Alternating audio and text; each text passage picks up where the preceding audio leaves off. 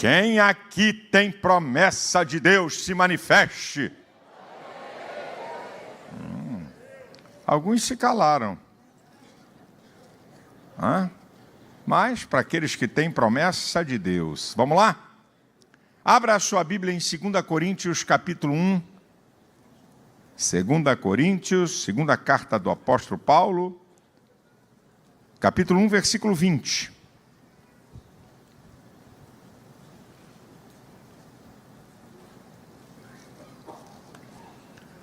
Segunda Coríntios capítulo 1, versículo 20, diz assim a palavra do Senhor. Porque todas quantas promessas há de Deus são nele sim, e por ele o amém, para a glória de Deus por nós. Porque todas quantas promessas há de Deus são nele sim, e por ele o amém, para a glória de Deus por nós. Significa que Deus faz a promessa, Jesus confirma isso, as promessas só podem ser manifestas por Cristo e o objetivo delas é para Deus ser glorificado. Então eu quero trazer uma palavra sobre promessas de Deus, como recebê-las e o que elas realizam. Porque quer dizer que todo mundo tem promessa de Deus, eu tenho, ok. Mas vamos ver. Como é que você recebe as promessas de Deus? E o que elas realizam na sua vida? Para você poder entender um pouquinho, existem 3 níveis de promessas de Deus. As promessas de Deus, elas estão classificadas em 3 níveis. Primeiro, as promessas de Deus a nível geral. Isso é, promessa para qualquer habitante do planeta Terra. Salvação. Porque Deus amou o mundo de tal maneira que deu o seu Filho unigênito para que todo aquele que nele crê não pereça, mas tenha vida eterna. Isso aqui é uma promessa geral. Qualquer pessoa que crer em Jesus recebe a promessa da vida eterna. Quantos aqui já receberam? Amém? Vocês hoje estão animados. Está todo mundo de jejum? A pessoa aqui deve estar de jejum hoje. Veio aqui, está numa semana de batalha espiritual. Quantos aqui já receberam essa promessa? Acorda aí. Segundo lugar, há um outro nível das promessas de Deus que nós chamamos, é o nível restrito. São promessas para quem é povo de Deus. É um nível restrito. Aí já não é para todo mundo. O nível restrito está aqui no texto. Porque todas quantas promessas de Deus são nele sim, e por ele o amém, para a glória de Deus por nós. Está falando para a igreja de Coríntios. Isso aqui é para a igreja. Ela é restrita. Quando você pega o Salmo 34, versículo 7, que diz: o anjo do Senhor acampa-se ao redor daqueles que o temem. Então, a promessa do anjo do Senhor está acampada ao redor, é para quem teme, é para o povo de Deus. O Salmo 34, versículo 19, diz que muitas são as aflições do justo, mas o Senhor o livra de todos. A promessa de livrar de todas as aflições é para quem é justo. Então, são as chamadas promessas restritas para o povo de Deus. E tem as promessas pessoais, só para você. Você sabia que Deus tem coisa que é só para você? Que não é para mim? Só para você? Dá para dizer para o irmão do lado, Deus tem coisa só para você. Fala aí, meu irmão. Fala. A promessa para Abraão não é a promessa para Noé, e tampouco não é para Davi. Tem promessas diferentes, pessoais, que Deus trata na individualidade. Então, queridão, promessas de Deus, você tem as gerais, as restritas e as pessoais. Número 2, o que é que eu tenho que fazer para que as promessas de Deus se manifestem na minha vida? Porque tem gente que pensa que é o seguinte: não, Deus fez a promessa, está acabado, vai vir e acabou, pronto, encerrou. Está precisando ler mais a Bíblia, irmão. Se você quer que as promessas de Deus se manifestem na sua vida, então vamos lá. Número 1, você tem que crer. Como é que você vai receber uma coisa de Deus que você não crê que vai receber? Então, a promessa de Deus, você tem que crer. Se você não crê, como é que você vai receber a maior de todas as promessas, que é a salvação? Porque Deus amou muito de tal maneira que deu o seu Filho unigênito para quê? Para que todo aquele que nele crê. A maior promessa da Bíblia, que pode alcançar qualquer pessoa, tem que crer. Hebreus 11:9 diz que Abraão habitou pela fé na terra da promessa. Você tem que crer, meu querido. Não sei, eu não sei. Eu acho que Deus não vai dar não. 2 não numa frase. E ainda quer receber promessa? Você tem que crer. Você tem que crer. Deixa eu dizer uma coisa para você, que é importante. Deus, preste atenção, você tem que crer para receber. Segundo, para você receber as promessas de Deus, você tem que obedecer aos princípios que estão estabelecidos para você receber.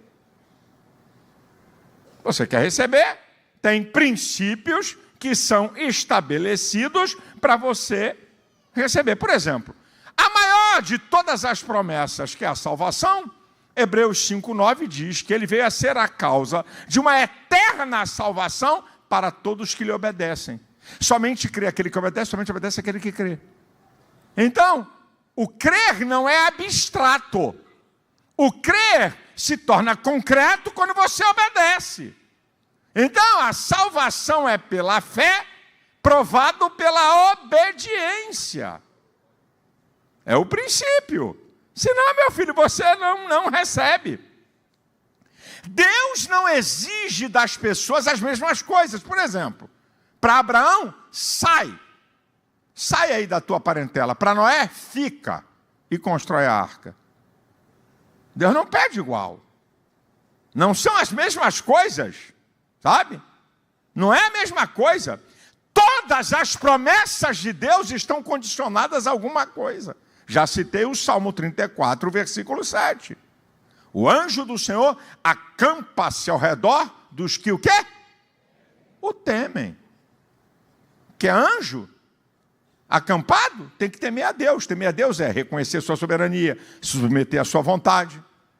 O texto não está solto. Muitas são as aflições de quem? Justo. Aquele que hoje é justificado por Cristo, pelo seu sangue. O Senhor livra de todas. Elas estão condicionadas, meu amado irmão. Agora aprenda isso aqui, queridão. Você quer receber as promessas de Deus, você tem que crer.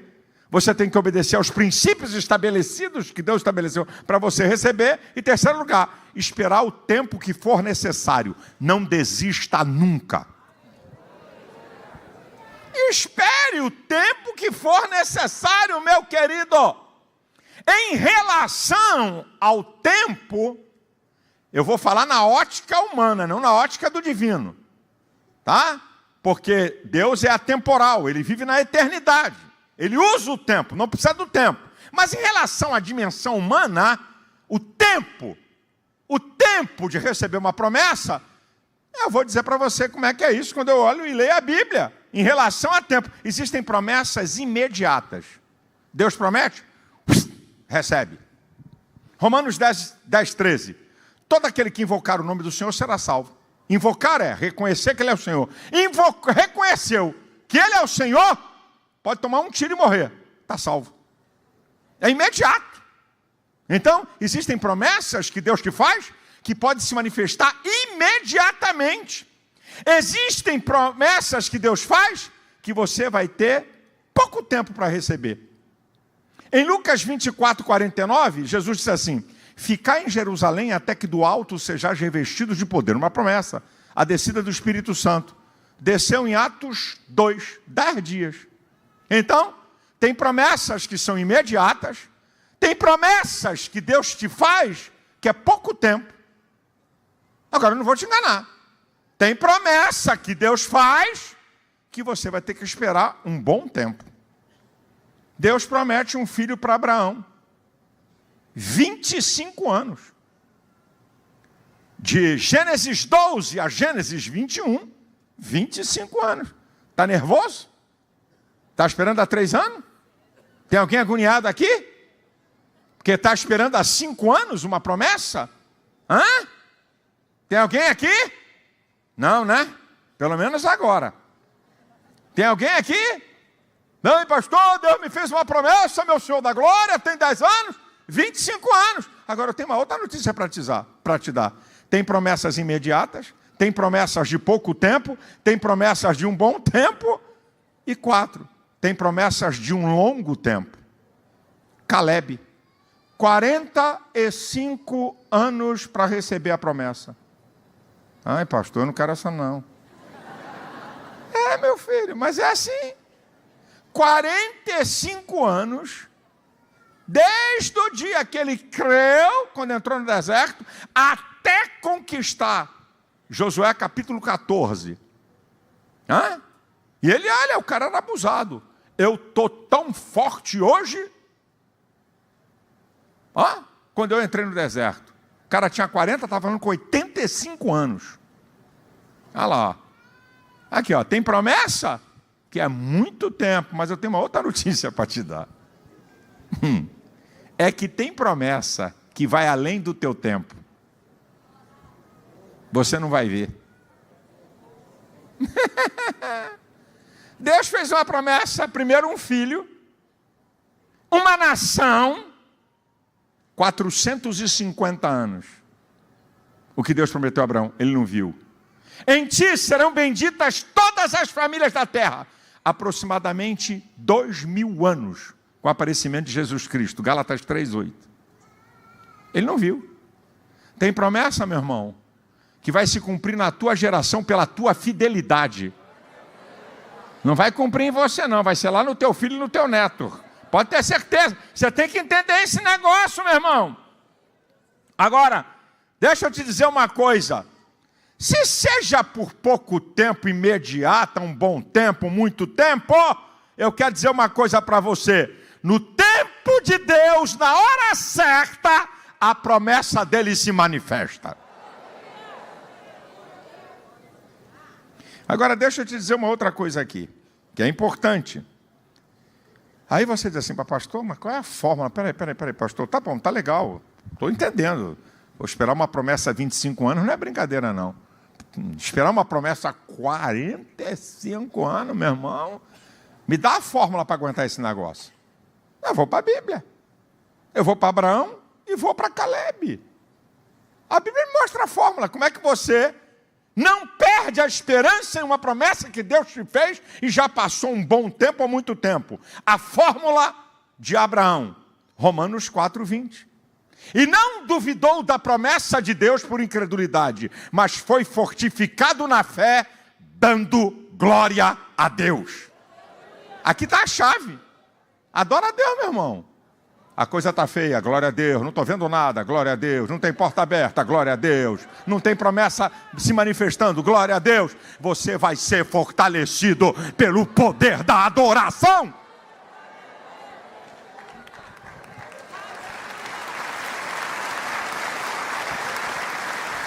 Qual é a fórmula de Caleb para esperar 45 anos? Está na Bíblia. Está na Bíblia, meu queridinho. Lá em Josué, capítulo 14, versículo 8, 9 e 14. Perseverei em seguir ao Senhor. Perseverei em seguir ao Senhor. Perseverei em seguir ao Senhor. Perseverança, determinação. Deus vai abrir a porta. Deus vai cumprir com a sua palavra. Não interessa o tempo que vai passar. Vai acontecer. Persevere e não desista nunca. Meu queridão. Aqui não tem nenhuma outra fórmula. Quarto, você vai ter que lutar. Isso aqui é que o povo muitas vezes não entende. Para que as promessas de Deus se manifestem na sua vida. Você sabe que tem gente que pensa que a promessa de Deus fez a promessa? Vou para uma rede, tomar caldo de cana ou suco de laranja. Vai ficar lá, eu tenho promessa de Deus, eu tenho promessa de Deus. Eu vou para uma praia, botar uma cadeirinha na praia, eu tenho promessa de Deus. Por que Deus faz assim? Deus conhece o psiquismo humano. Tudo que o homem recebe de mão beijada não valoriza. Tudo que o homem recebe de mão beijada desperdiça. A vida está aí para provar. Por que você acha que 95% de quem vira milionário na loteria volta a ficar pobre? Isso é pesquisa. 95% de quem vira milionário com a loteria, por ganhar na loteria, fica pobre. Porque recebeu de mão beijada. Não sabe quanto custa, não sabe quanto vale. Então Deus conhece a estrutura emocional e psíquica do ser humano, e Ele sabe que o homem recebe coisa de mão beijada, não dá valor. Vai ver gente que passou fome na vida. Vai ver gente que veio lá de baixo para ver se desperdiça. Vai ver. Vai ver. Desperdiça nada. O cara já passou fome, o cara veio lá de Lodebar, lá de perto do quinto dos infernos. O cara não desperdiça essa garotada que recebe tudo de mão beijada. Que o pai e a mãe faz tudo o que eles querem. É isso aí. Entrega a coisa na mão dele, vai arrebentar tudo, não tem valor, não sabe o que é, não sabe quanto custa. Meu irmão, quer o exemplo? Deus prometeu Canaã, uma terra que mana leite e mel. Tiveram que lutar. Tiveram que botar para quebrar. Girgazeu, Eveu, Cananeu, Eteu, vai para pau cantor. Quer a terra? Vai lá conquistar. Bota para quebrar aí. Olha aqui, meu irmão. Escuta essa. Davi foi ungido rei em 1 Samuel, capítulo 16, versículo 13. O sacerdote e profeta Samuel foi lá e ungiu o garoto. Aí você acha o quê? Quando acabou de derramar o óleo sobre a cabeça dele, ungido como rei, aí apareciam uns caras com aquelas cornetas que você vê em filme, uma carruagem de ouro, aí trocaram a roupa do garoto de pastor, meteram um roupão bacana nele, uma coroa na cabeça, entra aí. Tu está precisando ler mais a Bíblia. De 1 Samuel, capítulo 16, versículo 13, até 2 Samuel, capítulo 5, onde Davi é rei sobre toda a terra, 15 anos que o pau quebrou no lombo dele. Ele foi perseguido quase 10 anos implacavelmente por Saul. 2 Samuel, capítulo 3, versículo 1 diz: e houve guerra prolongada entre a casa de Davi e a casa de Saul, mas a casa de Davi prevaleceu. Mas teve guerra. O cara foi ungido rei. E pensou que ia sentar no trono na moleza. Caleb. Olha Caleb. Dá-me aquele monte, porque o Senhor me prometeu uma terra particular fora das tribos. Eu sei que ali tem gigantes. Eu sei que ali tem gente forte. Mas me dá aquilo ali, eu vou lutar, eu vou conquistar aquilo, eu tenho promessa de Deus. Meu irmão, a Bíblia é sensacional, meu irmão. Agora, escuta essa. Eu vou contar essa da minha vida. Eu tinha 19 anos de idade. Meu pai sempre foi general 4 estrelas na Assembleia de Deus, como eu brinco, né? Aquela turma daquela liderança maior. Pastor Gesiel Nunes Gomes está vivo, pregando no Maracanãzinho. Cruzada, pastor Gesiel era um evangelista tremendo. Aí eu fui com meu pai, no Maracanãzinho, ouvi pastor Gesiel pregar. Meu pai, medalhão, naquela época, como marca da Assembleia de Deus, um púlpito lotado de cadeira. Primeira fila, só general de 4 estrelas. Soldado raso na última fila. Então, eu subi no palco, porque meu pai subiu, meu pai era um líder, secretário-geral da Convenção das Assembleias de Deus do Brasil. Meu pai foi para a primeira fila e eu fui para a última. Tinham 6 filas de pastores. Eu fui para a última. Sentei lá, na última fila. E só subi e sentei porque estava acompanhado de Gilberto Malafaia. Senão nem lá subia. Era um jovem, não era pastor, 19 anos. Aí está aqui pastor Gesiel Nunes Gomes pregando. Pá, pá, pá, pá, pá, pá, pá, pá. Não me conhecia. Assim, pessoalmente, talvez tenha me visto. Me viu subir com meu pai? No meio da mensagem, 15 mil pessoas no Maracanãzinho. Eu tinha 19 anos. Ele para a mensagem e vira para trás e diz assim: Silas. Quando ele falou Silas, eu falei, deve ter alguém aqui. Só que ele completou o nome. Silas, filho de Gilberto Malafaia. Eu gelei. Quase desmaiei. Vai contar meus pecados agora diante de 15 mil pessoas. Vai me arregaçar, vai me arrebentar. Ah, mamãe, ai, ai, ai. Quando o cara falou, eu gelei. Ele falou assim, eu tinha 19 anos. Ele falou, Silas, filho de Gilberto Malafaia, Deus vai te usar nessa nação. E voltou a pregar. Pum.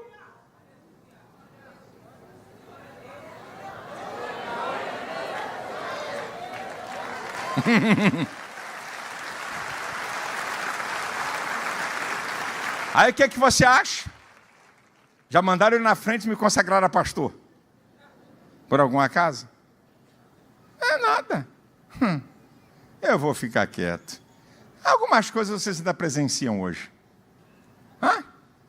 Aí quando eu mal tinha acabado de ser consagrado a pastor, 23 anos. Aí eu fui na Casa Publicadora das Assembleias de Deus, saudoso amigo Josué Gomes. Saudoso amigo. Era o administrador da casa, o diretor de administração. Era meu amigo da época de Mar Garoto. Aí eu fui lá falar com ele. Aí eu estou numa antessala, esperando para falar com Josué. Veio um pastor, que eu não me lembro, nunca vi mais gordo nem mais magro, virou para mim e disse assim, eu tenho uma palavra de Deus para você. Sim, você não vai entender nada agora. Só no tempo de Deus você vai entender. Profeta não é para viver no trono, no calabouço. E saiu. Profeta não é para o trono, é para o calabouço? Que isso? Profeta não é para o trono, é para o calabouço. Bom, peguei e guardei. Hoje eu entendo. Tem vários calabouços. Tem o calabouço das redes sociais, o calabouço da calúnia e difamação, o calabouço da mentira. Aí, quando acontecem essas coisas comigo, o Espírito Santo diz, ei, eu te avisei.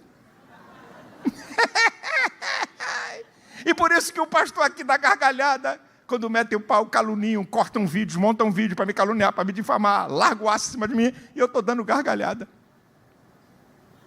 Agora, as coisas aconteceram do jeito que eu quis? Porque Deus falou comigo? Porque Deus disse que ia me levantar nesse país? Eu não te conto a metade. Eu não te conto a metade do que eu passei. Agora eu vou dizer uma coisa, meu irmãozão, meu queridão. Deus permite você atravessar lutas, adversidades, ter que lutar para conquistar a promessa de Deus. Mas uma coisa você tenha que ter a certeza. Em Josué capítulo 1, versículo 5, Deus diz para Josué, eu serei contigo. Em Juízes 14, 12, o Senhor será comigo.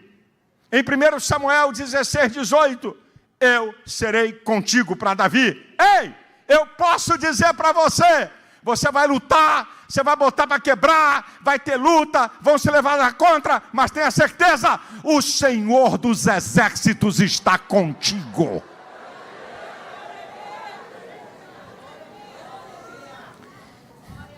E aqui vai a minha primeira declaração profética para você. Vou até beber um pouco d'água. Aqui vai a minha primeira declaração profética para você. Vai ter luta? Você vai prevalecer. Vai ter perseguição? Você vai prevalecer. Vai ter dia mal? Você vai prevalecer. Vão se levantar homens maus contra você? Você vai prevalecer. Até que a promessa de Deus se cumpra e se manifeste na sua vida.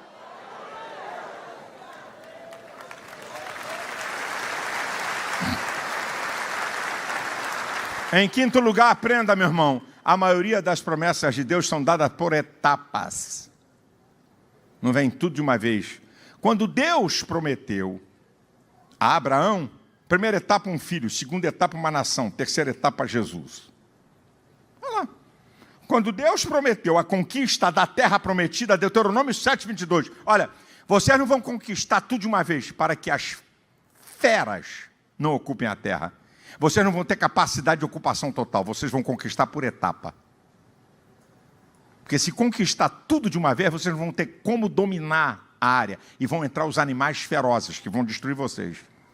Vai lá, Deuteronômio capítulo 7, versículo 22, não estou inventando nada. Olha Davi. Em 1 Samuel capítulo 22, o exército de Davi começa com 400 desajeitados, 400 amargurados, 400 homens sem rumo, que Davi arruma a vida. Aí o exército vai crescendo. Depois na Bíblia você vê uma narrativa, ele tem 600 homens. Aí você chega em 1 Crônicas, capítulo 21, versículo 5, quando Davi reinava sobre todo Israel. Olha o exércitozinho do menino. 1.100.000 homens em Israel e 470.000 homens em Judá. 1.570.000 homens foi o exército de Davi. Para você ter uma ideia do que é isso, nós estamos falando há mais de 3.000 anos atrás. Exército, Marinha e Aeronáutica no Brasil juntos tem mais ou menos 300.000 homens. Hoje, as Forças Armadas Brasileiras reunidas têm mais um pouquinho do que 300.000 homens. Há mais de 3.000 anos atrás, Davi tinha um exército de 1.570.000 homens. Mas não chegou a 1.570.000 homens da noite para o dia. É uma construção. As promessas são uma construção. Você está vendo aqui? Eu trabalhei 30 anos do lado de um pastor. Eu fui 12 anos vice-presidente dessa igreja. E hoje eu sou pastor de vocês, dos membros que estão aqui. Não aconteceu da noite para o dia, nem saiu de uma hora para outra. Uma outra coisa sobre as promessas. Todas as promessas da Bíblia hoje passam por Cristo. Significa que se você não entregar sua vida a Ele, se você não reconhecer que Ele é Senhor, você não tem promessa de Deus. Não passa pelo pastor, não passa pela igreja evangélica, não passa pela minha religião. Todas as promessas de Deus hoje passam por Cristo. Significa que se você não tem Jesus como Senhor, como Salvador da tua vida, também você não tem promessa de Deus. Em último lugar, para quê? Qual é o motivo de você receber as promessas de Deus? Por quê? Por que recebemos as promessas de Deus? Qual é o objetivo? Para tu ficar besta? Para tu pensar que é melhor do que os outros? Para você pensar que Deus olhou para você e disse assim: gostei de você, você é top, seus cabelos são lindos. Por quê? Porque Deus manifesta as suas promessas na nossa vida. Em primeiro lugar, olha o que Deus diz para Abraão: eu vou te abençoar, e 2, e você vai ser uma bênção. As promessas de Deus na sua vida é para te abençoar e você ser bênção para outros. E olha o texto que eu li de 2 Coríntios 1:20. Porque todas quantas são as promessas de Deus, estão nele sim, por ele o amém, para a glória de Deus por nós. A promessa vai se manifestar na tua vida, não é para dizer que você é mais crente, é mais santo, é o cara. É para Deus ser glorificado através de você. Deus vai ser exaltado na tua família, no teu ambiente de trabalho, na tua vizinhança. Por quem conhecer a tua história, a glória, a honra, o poder, a majestade é dele.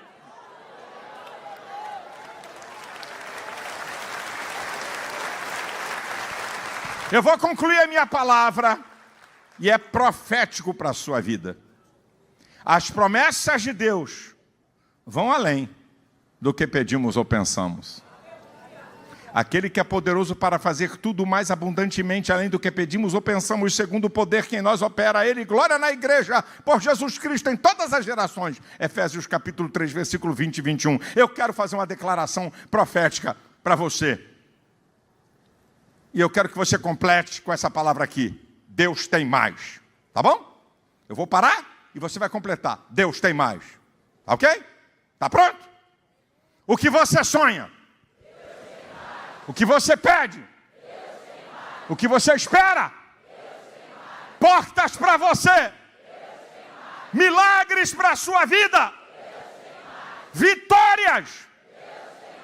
Promessas de Deus. A igreja de pé.